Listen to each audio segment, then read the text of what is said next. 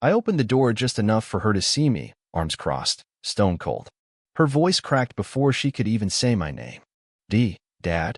Behind me, a figure stepped forward, tall, silent, unshaken. Her eyes widened like I just smacked her with a brick of truth. She blinked, once, twice, and then gasped when she recognized the man beside me. Wait, that's... Who are you? I asked calmly. You lost the right to call me Dad 3 years ago. Remember? Her lip trembled. No makeup this time. No fake lashes, no designer bag, no phone glued to her palm, just her. Wrecked. Desperate. The kind of desperate that screams rock bottom. Let me take you back. It started with my wife, Amanda. Blonde, sharp-featured, the kind of woman who knew how to play fragile and vicious in the same sentence. We were married 22 years. I thought I knew her. Turns out, I was the last to realize she was just a wolf in lipstick. Our daughter, Bella, was our everything. I worked 60-hour weeks to pay for her future. Private school, tutors, piano lessons. When she got accepted into NYU, I cried. Not because of the tuition, $120,000 burned like hell, but because I was proud. Amanda said, let her explore herself. College is about freedom. What she meant was freedom to twist her mind against me. A few months into her second year, Bella stopped calling. One night, I got a text. You're dead to me. I found a new dad. He's Mom's new boyfriend. I reread it 10 times. My hand shook so hard I dropped my phone. I thought it was a prank.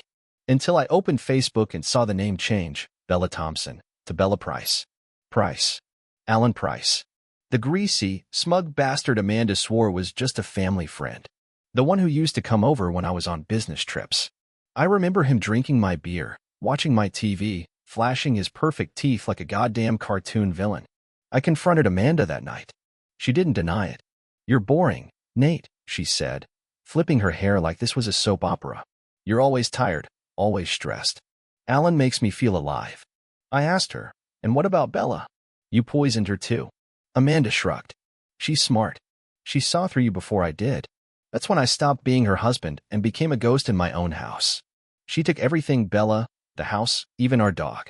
Said I could keep my stupid car, like it was some kind of pity prize. But I didn't break. I watched. I waited. For 3 years, I rebuilt. I hit the gym, found a therapist, got promoted twice. And the man standing beside me at the door today? That's Derek, my lawyer and now my best friend. The same guy Amanda tried to sue into the ground for emotional damage after I cut her off financially. Bella came today because they burned all their bridges. Alan's money? Gone. Amanda's new boyfriend? Cheated on her with his secretary and ran off to Dubai. I heard it all through my lawyer's grapevine. Karma finally decided to play its hand. So when she knocked, she didn't expect this version of me. She didn't expect Derek. She didn't expect my silence. She said, I need help. Please, I've got nothing left. I replied, you made your choice. And now, I'm making mine. She looked over my shoulder again. Is Mom here? Derek smiled slightly. She's not welcome here. Neither are you. Bella tried to push the door open. I didn't move. She froze when she realized I wasn't bluffing. Dad, please. I didn't flinch. You sold me out for a man who couldn't even keep his pants zipped. And now that your new dad is gone, you come crawling back. I was young. Mom told me. Exactly, I cut her off. She told you. You didn't ask. You didn't think. You just followed. And for what? A last name and a luxury apartment? Tears welled in her eyes. But I didn't open the door wider. I turned to Derek. I think she's finished. I closed the door. Her muffled sobs echoed as she walked down the steps. But I didn't feel regret. Only peace. It was a Thursday night. I remember because Amanda told me she was going out for wine and catch up with her friend Melissa, the same Melissa who'd been in Florida for 2 weeks. Something didn't sit right. She wore a tight black dress, one I hadn't seen in years, sprayed on too much perfume, and even curled her hair. I stood in the hallway watching her adjust her earrings like she was preparing for a red carpet, not a girl's night. You look different, I said casually. She glanced at me in the mirror, smiling like a stranger. It's just dinner, Nate. But her phone buzzed. She grabbed it so quickly I barely saw the name. But I caught a glimpse, AP. My stomach tightened. Alan Price. Melissa's texting, she lied, sliding the phone into her purse. I didn't say anything. Just watched her walk out the door like a scene from some bad movie. The moment she left, I felt the silence in the house choke me. Something was wrong. So I did something I never thought I'd do. I followed her. I got in my car and trailed a few blocks behind. She didn't go toward Melissa's place. She didn't even go toward a restaurant.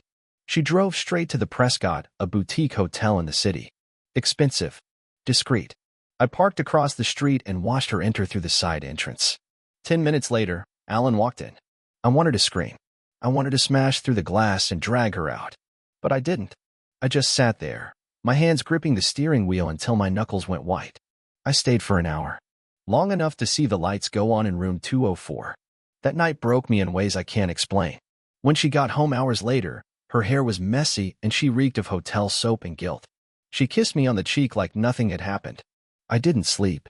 The next morning, I checked our shared laptop. Amanda was sloppy. She'd left her Gmail open. Dozens of emails. Reservations. Photos. One message stuck out. You make me feel like I'm 20 again. I can't stand Nate anymore. That was the first time I tasted hate. And then came the worst part, the part that truly destroyed me. I scrolled further and found messages between Amanda and Bella. They'd been texting behind my back, talking about me like I was some outdated appliance collecting dust. She thinks Alan's a better man, Amanda wrote. Yeah, I kinda do too, Bella replied. That night, I didn't cry. I didn't even shout. I just sat on the edge of our bed while Amanda snored beside me, dreaming of hotel rooms and her next lie. The next morning, I left for work without a word.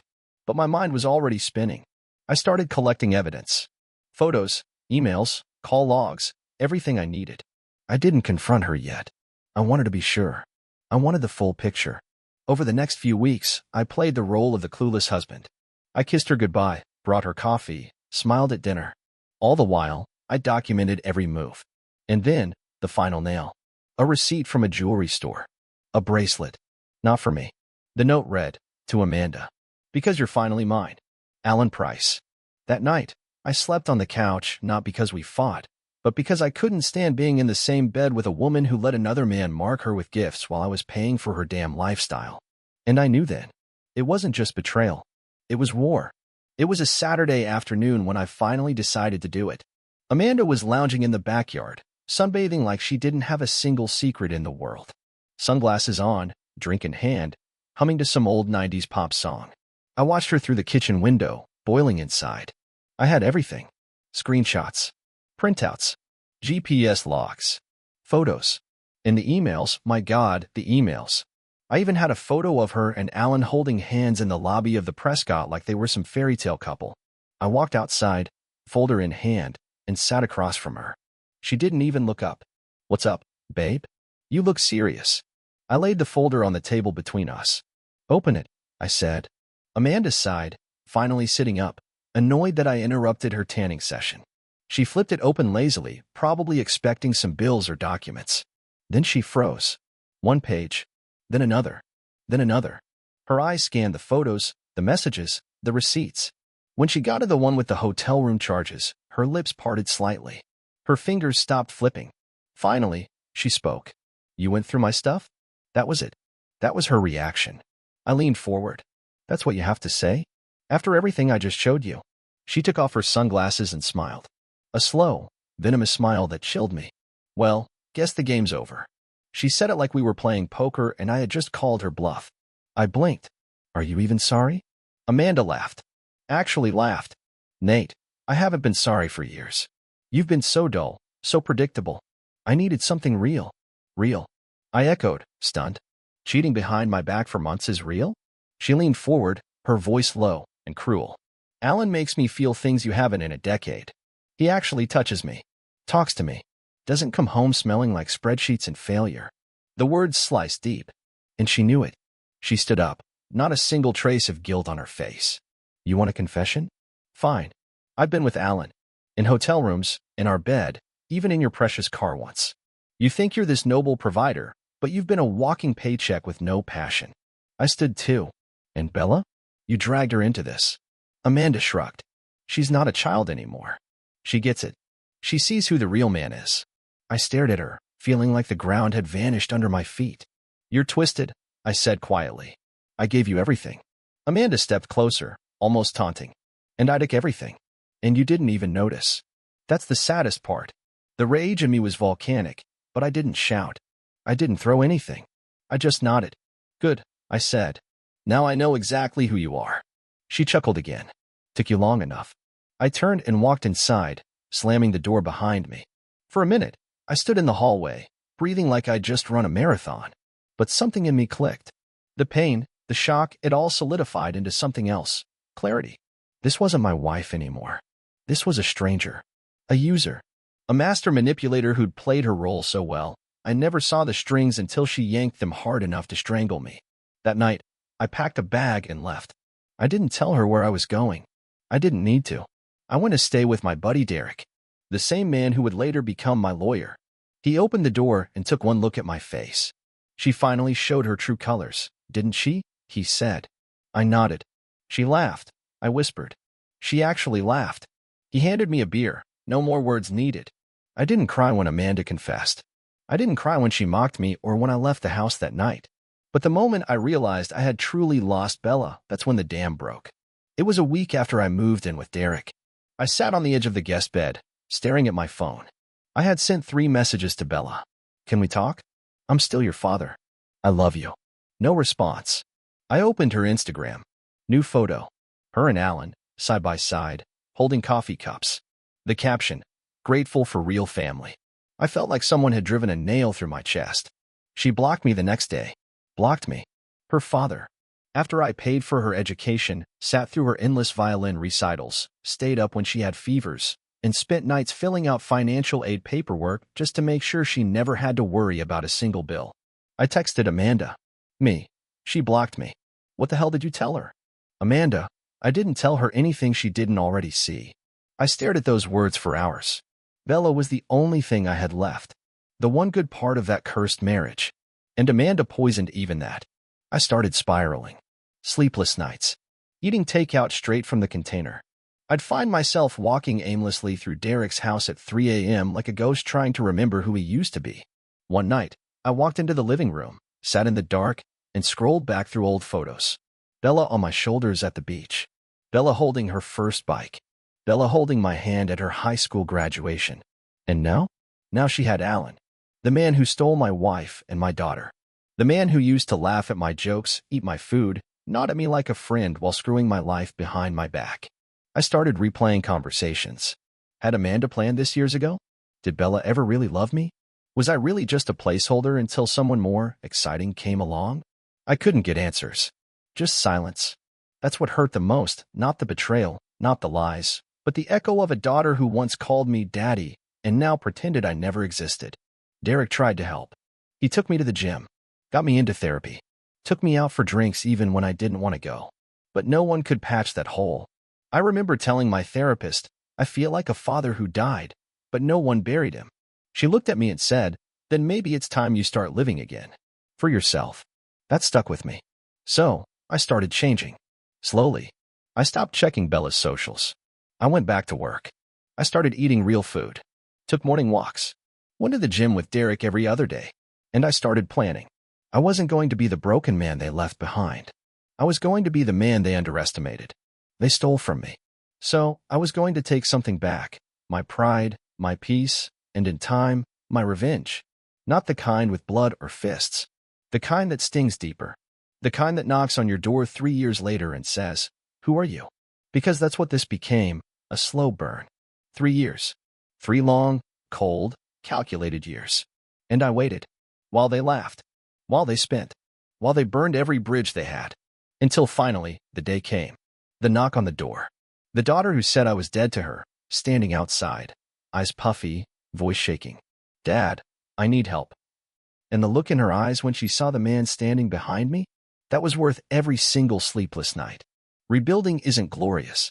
It's slow, brutal, and quiet. No applause. No camera montage.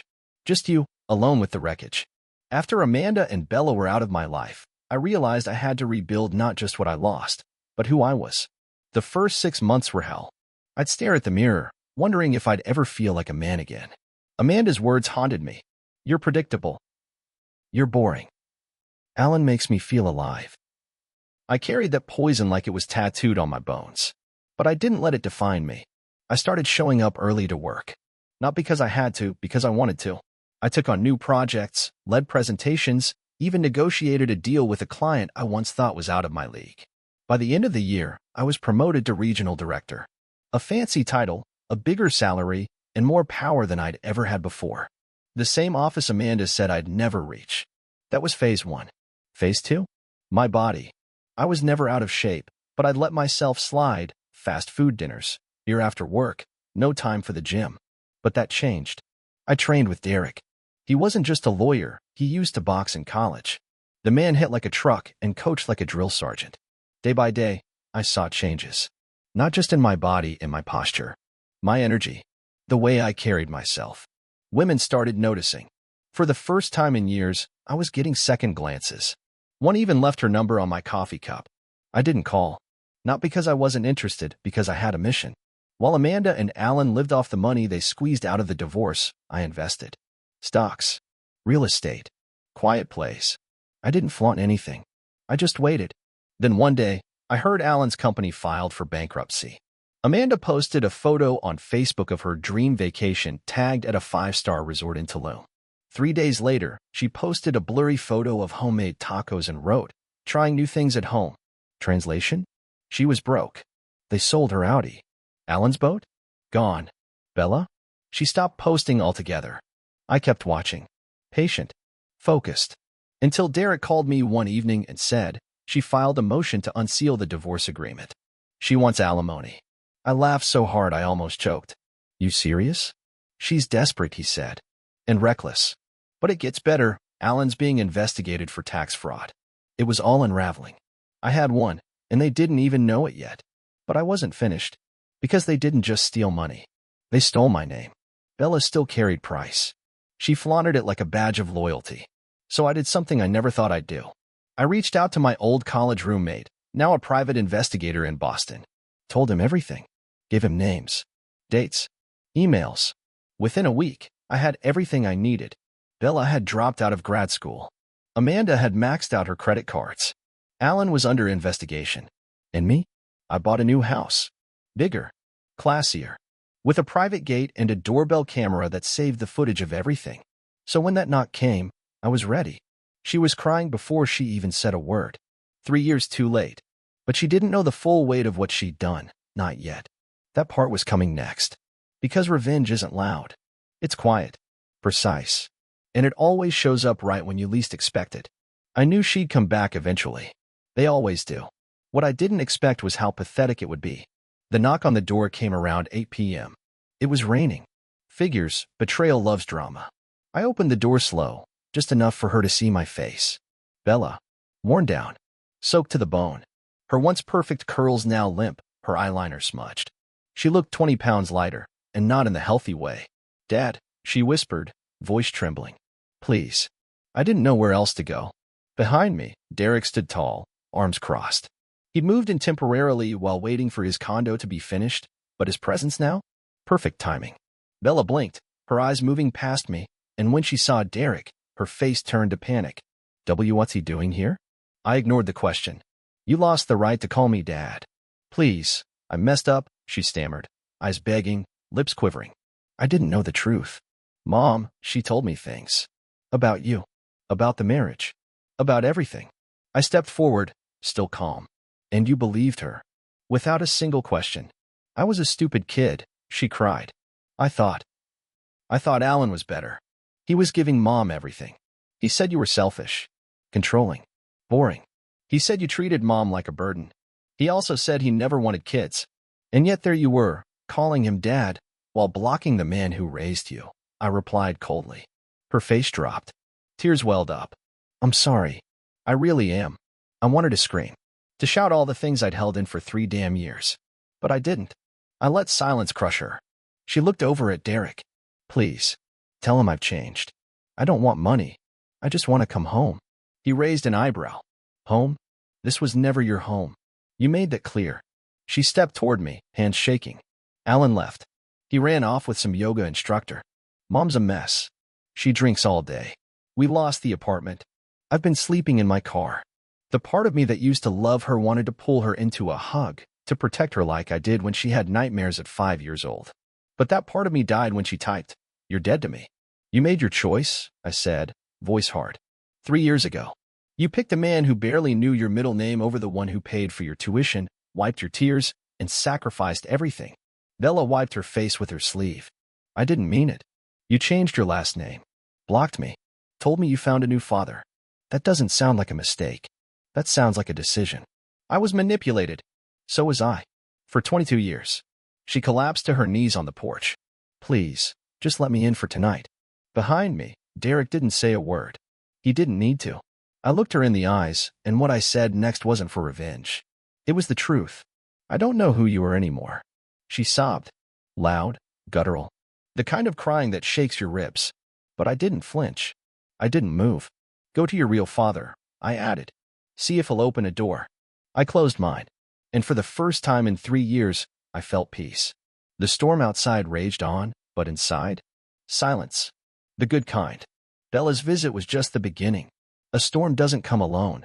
It brings thunder, lightning, and everything you thought you were safe from. 3 days after I shut the door in my daughter's face, Amanda showed up. No warning. No message. Just the sound of stilettos on my driveway like a bad memory trying to walk its way back into relevance. I didn't want to answer it. But I did. Curiosity, maybe. Or the need to finally face the monster without flinching. There she stood, Amanda. The same woman who had once made me fall in love under summer skies and then years later, gutted me under the same roof we built together. But this wasn't the Amanda I remembered. Her hair was a mess, roots showing. Her face thinner, lined with stress. Makeup smeared under her eyes, the kind of smear that doesn't come from crying, but from trying to cover up a life gone wrong. "I need to talk," she said, voice hoarse.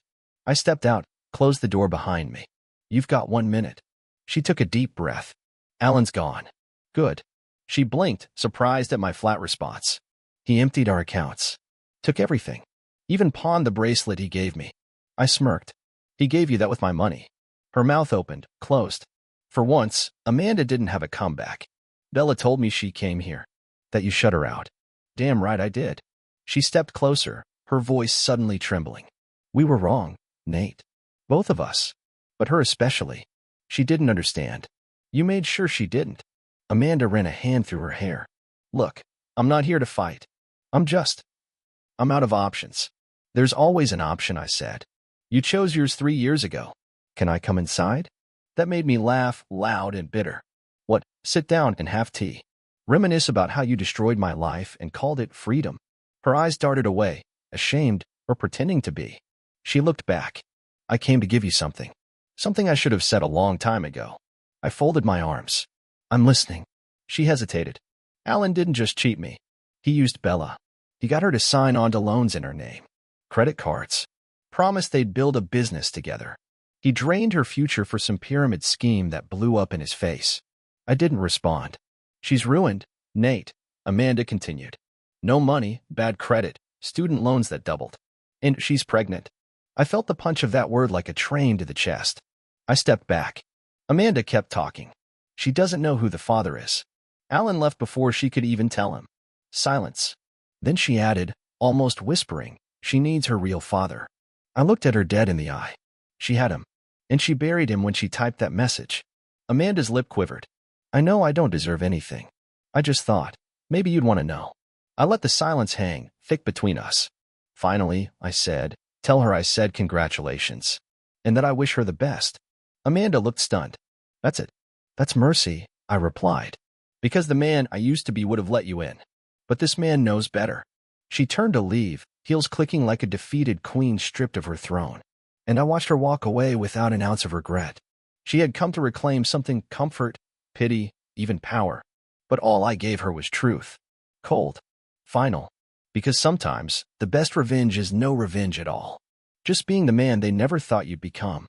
2 weeks passed after Amanda's visit. I thought that was it. That the door had finally closed for good on the circus of lies they called a family. But I was wrong. It was a Sunday. Quiet morning. Coffee in hand. Sun coming through the windows. Derek had just stepped out for a run. I was scrolling through emails when I saw the doorbell notification on my phone. I almost didn't check. But something in me did. It was Bella. This time, she wasn't crying. She wasn't broken or frantic or panicked. She was calm, pale, thin, with shadows under her eyes, but calm. I walked to the door and opened it halfway. She didn't speak for a few seconds. I didn't come for money, she finally said. I nodded slowly. All right. I didn't come to beg, either. Good. I came to tell the truth, she said. I looked at her closely. Her voice didn't shake this time. Her shoulders weren't hunched. Something had changed. She continued. I spent the last 3 weeks living in a shelter. The other girls there, they had stories, Dad. Some of them worse than mine. But one thing they all had in common, they didn't have someone who used to be there and still gave a damn. I stayed silent. I know I don't deserve your forgiveness, she said. But I need to say this to you, or I'll never be free. She looked me in the eye. You were the only real father I ever had. And I threw you away like trash. Because I was angry. Because I believed lies. Because I wanted to rebel and Amanda made it so easy. She took a breath. I watched Alan treat Mom like an accessory. I watched him drain everything. He made promises and fetish dreams, and I ate it up because I thought it meant freedom. A pause. But the truth is, I was never free. I was chained to pride. And now I'm standing here, alone, pregnant, broke, and ashamed. She swallowed hard. I'm not asking you to fix it. I'm asking you to believe that I see it now. I see you now. And for the first time. I saw her too. Not as the traitor who blocked me. Not as the girl who picked another man over me. But as a broken, lost young woman who finally faced the weight of her own decisions. I opened the door all the way. She didn't move. Come in, I said. Her lips parted, eyes wide. Are you serious? I nodded. Not forever. Not for comfort. But you can sit. We'll talk. That's all. She stepped inside slowly, like she didn't trust her legs. We sat at the kitchen table. And we talked. For hours. About everything. Alan. Amanda. The lies. The night she sent me that text. And eventually, the baby. I didn't promise her the world. I didn't tell her everything was okay. But I gave her something she hadn't had in years. A real father's presence. I let her stay one night. Just one. She slept on the couch. And in the morning, I drove her to a counselor Derek recommended. We set up a payment plan. Found her a job at a friend's coffee shop. I didn't fix her life. But I gave her a chance. That's all I had left to give. Conclusion. What I learned. Betrayal doesn't destroy you. Holding on to it does. Amanda never apologized. She vanished after that day. I hope she finds what she's looking for, or maybe learns that she never will. Bella? She still has a long way to go. But she texts me now. Calls sometimes. And when the baby comes, I'll be in the waiting room. Not because she deserves it, but because I do. I earn my peace. And if you're reading this, going through what I went through, let me leave you with this.